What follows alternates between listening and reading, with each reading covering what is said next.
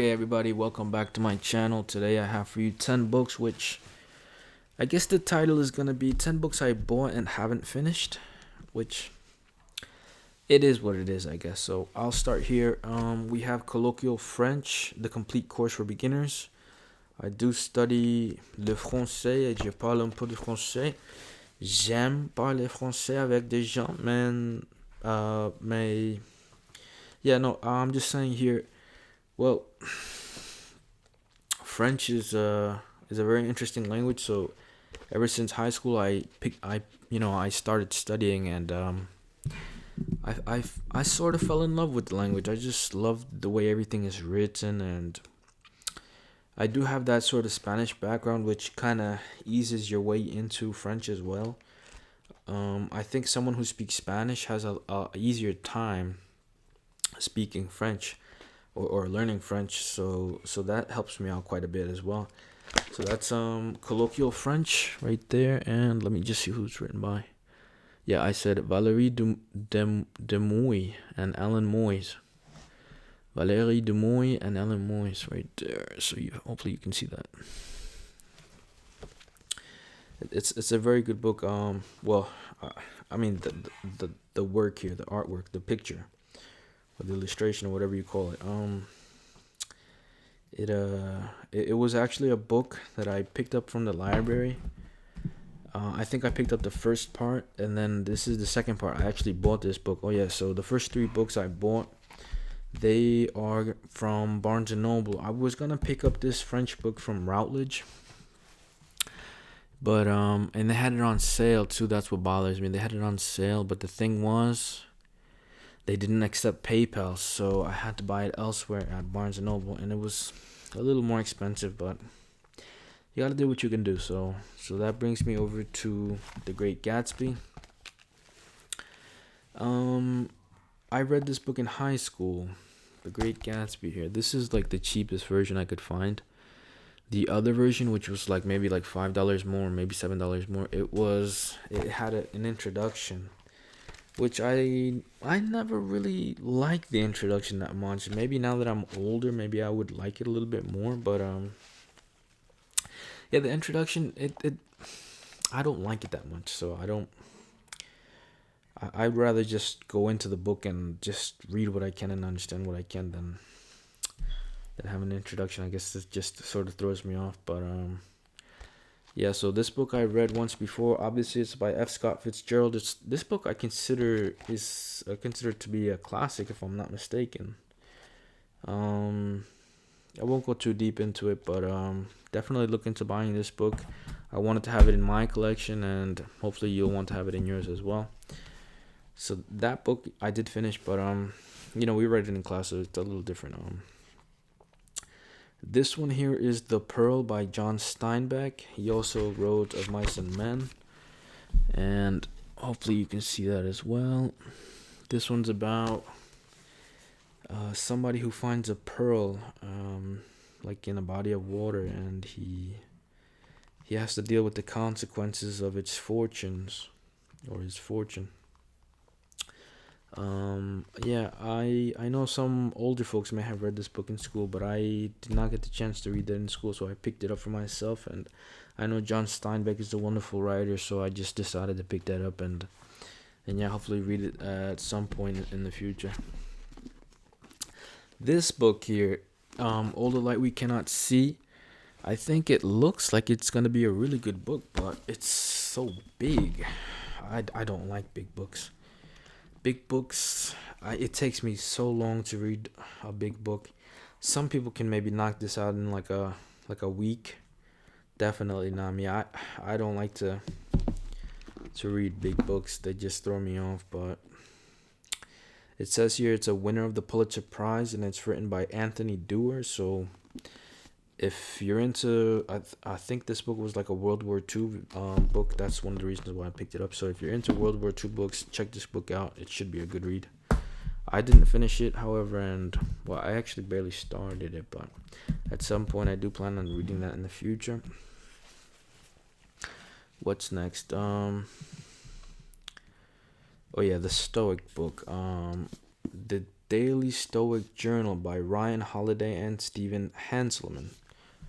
This book I found to be really interesting. So this book, you not only read, but you also write, which I guess it's the first time I've ever really encountered that in a book, unless it was like a textbook or some sort of a workbook. But this is a little more personal. You read all these like famous quotes and like these sayings or whatever they are, and or these quotes. They're quotes, and they're just so intriguing because it comes from a time where people didn't have TVs, or they didn't have radio, they didn't have not even a bicycle. So their point of view of everything is just interesting and wise, I guess. So wise. I suppose that's the only thing you could do with your time if you didn't have any of those sorts of gadgets. You just ponder about life from beginning to end, and that's where this book takes you, and that's the reason I bought it, to reflect on everything. And yeah, it's just so interesting. Yeah, unfortunately, I didn't start it at the beginning of the year, because this technically you're supposed to start it on January 1st, and I started like about September, so it kind of throws me off. And I any chance I get, I do pick it up, and I do read and write into it, but definitely don't do as much of it as I would like. But yeah, excuse me. So that's the Daily Stoic. And I guess I just want to go ahead and jump into David McCullough's 1776. This book is, I suppose it's like a game changer, or I don't know how else to say it. It also says here this one's also a winner of the Pulitzer Prize.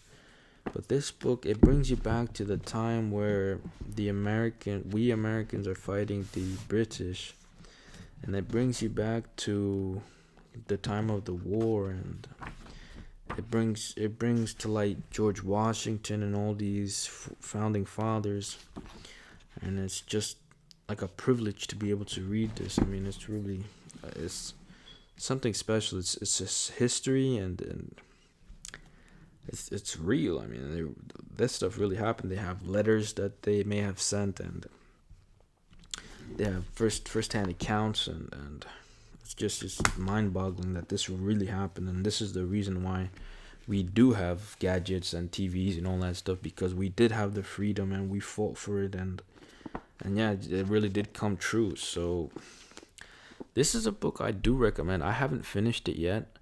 I bought it once before. Not bought it. I took it out from the library, and I was just bouncing around chapter to chapter. But so after that, I just said I had to buy it, and I bought it. And I'm like 60 pages or maybe 70 pages in, and it's just so astounding. The events that may have occurred, and even just the English that they use, it's so much nicer than, I guess, the way we speak today. It's more formal, or however you might like to put it. It's just really nice, and it brings you back to a world where everything is just a little different, I guess. So that's 1776 by David McCullough. Oh yeah, I wanted to also say this, or I should just dive into this book. Short stories in Spanish. It's a real contrast from reading this book in English to reading this book in Spanish. I only read a few pages, and well, I guess I bought the book and I said, oh, I'm gonna read this, but I never really got into it. Maybe because in my family nobody's really literate, so I can't even like bounce the book off of anybody. I can't really bounce ideas off anybody. I'm sort of stuck on this book. I've never actually read a book in Spanish, so that's the reason I picked this book up. Because yeah, I wanted to get some more experience and really polish up my Spanish. I want to see how all the letters, all the words are written, and all that. That's the reason I bought this book. But yeah, I don't know if I should. But I haven't finished it, and I barely started. But I will get into this book at some point in the future. But me being such a language, I guess, lover, I do also have short stories in Swedish, also by Ali Richards. And there they have the kanelbullar, which means the cinnamon buns. Swedish is really big on cinnamon buns. Yeah, I didn't really get started on this book, like at all actually, because I actually preferred complete Swedish, which puts you in like the situations and like if you're in a train station, they tell you to ask for a ticket and all that good stuff. So this book I just think is it's a little nicer in the way in its approach, I guess. It's just a little nicer and yeah, I mean I could maybe speak a few Swedish words like hur mår du, vad heter du, vad är ditt namn, all that jazz, varifrån kommer du. So I do know some Swedish, but it's not really so fluent. I guess I should say it that way. Who did I say wrote this book? It says here it's written by Vera Krogan and Ivo Holmqvist. It's a really good book. If you're interested in learning a language and maybe you want to speak a different language other than English or Spanish, I suggest Swedish. Yeah, there are some similarities, not very many, but there are some, and you can maybe get away with learning this, pretty quickly if you really put the time and effort into it. And definitely, this book will help you get there. So, yeah, that's that. I do recommend the book, even though I haven't finished it. This one I've made probably like a third of the way through. Yeah, just a third. But yeah, at some point, I guess I shouldn't put all these books off for another day. Maybe I should pick one up soon and read it. But I do like to read in the summertime, so maybe I'll just wait till it gets a little warmer and start reading outside in the hammock. That's what I like to do. I like to read on the hammock and just relax for an hour or two and have my smoke and just enjoy my time out there, just listening to the wind and reading and all that good stuff. That's really what I like to do. But the last book that I have here, which I suppose I should mention, let me just make sure the camera's still running, because I don't want to be wasting my time. Yeah, okay. Still running, which is a good thing. So the last book, because as I was saying, I am a little bit of a language nerd, or I wouldn't like to call myself a nerd, but I would rather call myself a language lover. This one is French parallel text short stories in French, Nouvelles en Français. And it looks like this. It actually has the French on the left page and English on the right hand side. So it makes it that much easier to learn. And I saw this book in the library as well, and I thought to myself I just had to have it. I mean, because I don't like to return the book. It takes me a while to return the book. Even if I'm not reading it, I know that I can pick it up whenever I want, and so I had to buy it, and I had to make it mine. That is 10 books, which I have bought and maybe didn't finish, but I did get started on most of them.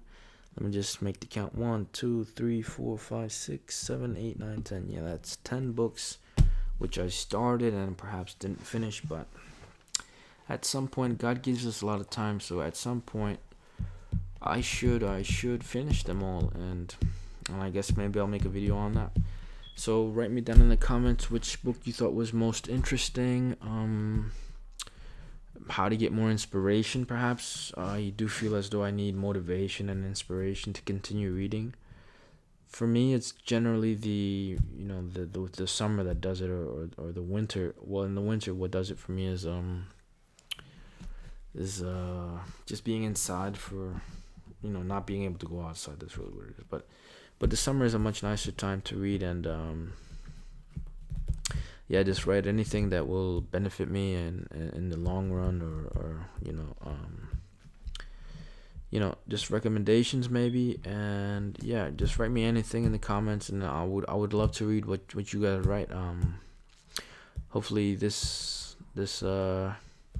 finds you well, and we will go on to the next video soon. Stay tuned, and toodaloo.